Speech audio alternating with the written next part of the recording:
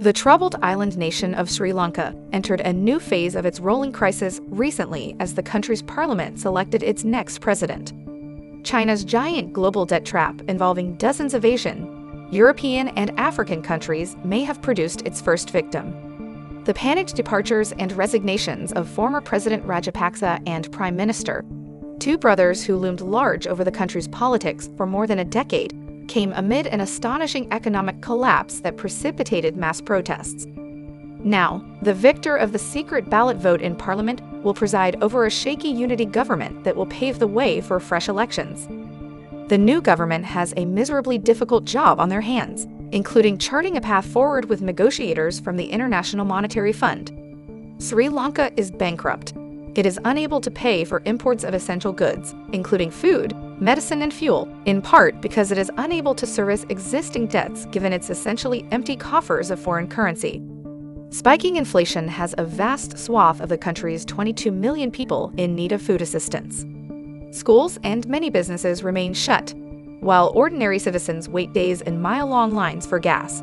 To the rest of the world, Sri Lanka has become a cautionary tale of misgovernment and misfortune. The profligacy of the Rajapaksa brothers, along with a misguided plan to convert the nation's farming industry into a solely organic enterprise, collided with a set of factors out of the country's control. Those included the sweeping impact of the pandemic, which crashed the vital tourism sector, and then the Russian invasion of Ukraine, which disrupted global supply chains and accelerated the inflationary spiral that dragged Sri Lanka's economy into the abyss. International experts warn that other debt-ridden countries, from Laos in Southeast Asia to Kenya and East Africa, are teetering toward a similar fate. International Monetary Fund Managing Director Georgieva said during meetings of the group of 20 finance ministers this weekend, countries with high debt levels and limited policy space will face additional strains.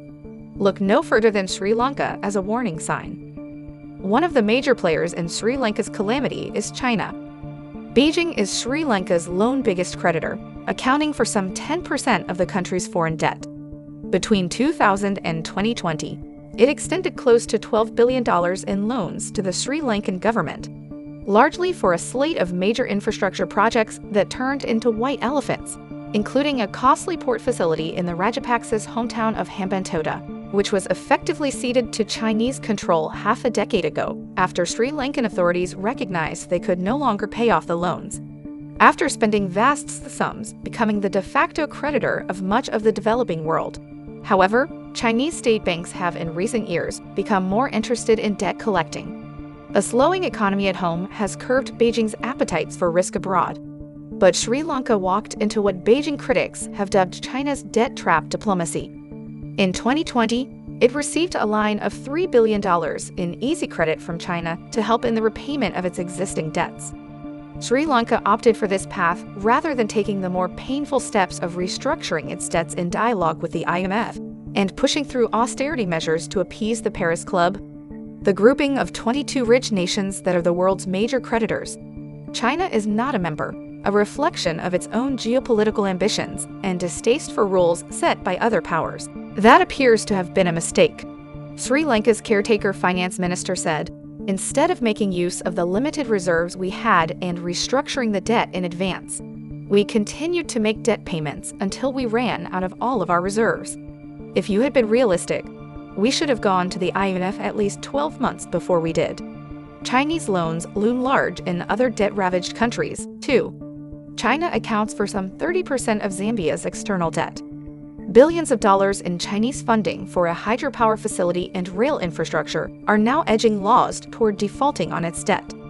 Chinese officials and state commentators resent Western criticism of their methods, arguing that it smacks of a kind of colonial paternalism.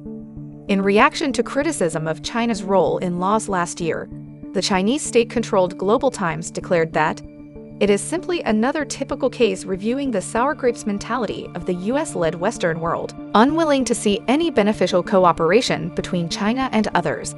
And they know clearly that they have lost advantages in pursuing such kinds of collaboration. In Sri Lanka's case, China is hardly the only creditor. India and Japan, among other nations, account for a considerable portion of Sri Lankan debt and are also enmeshed in complicated talks over further repayment and aid.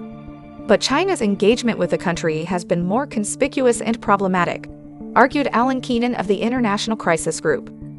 That includes Beijing's active political support for the ruling Rajapaksa family and its policies. These political failures are at the heart of Sri Lanka's economic collapse, and until they are remedied through constitutional change and a more democratic political culture, Sri Lanka is unlikely to escape its current nightmare. The legacy Beijing lays down in Colombo will be a marker for the years to come. This is the first major, uncontrolled collapse where China is a dominant lender. This throws open big questions about how it handles its new power over the fates of nations when they're at their most vulnerable. China's image abroad has declined significantly in the past 4 years, a sharp reversal from the relative popularity it enjoyed in Africa, Asia, and Eastern Europe from the 1990s to the late 2010s.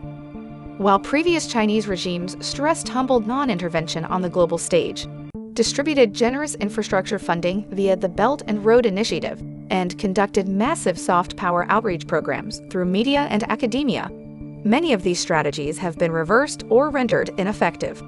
As Council on Foreign Relations notes, there are multiple reasons for China's deteriorating global public image. China's overall rising authoritarianism at home, its cover-up of the initial COVID-19 outbreak, and its brutal repression in Hong Kong and Xinjiang have hurt its perception among many foreign publics. China's continued zero-COVID strategy has cut it off from much of the world, undermined people-to-people relations with other states, and cast some doubt on the Chinese model of development, even among some Chinese citizens.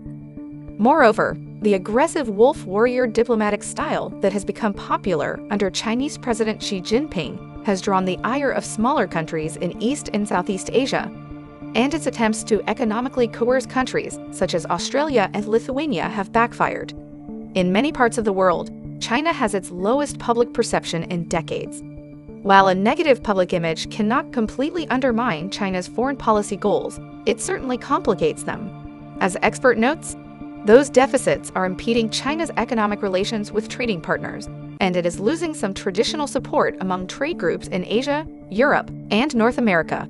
Some countries are working to reduce trade dependence on China altogether.